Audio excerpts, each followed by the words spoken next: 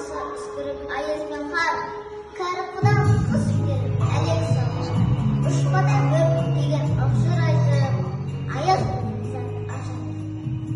Бұлттың қасы жауып екі болсын, бас сіксе қар жауып мазаңды алды.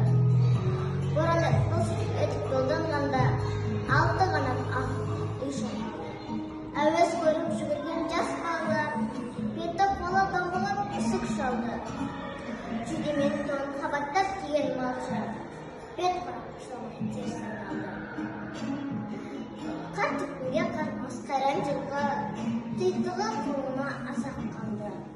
Қыспен бірге тұмсылын салды қасқыр, соныға малды жайып күзетіңдер. Ит жеңше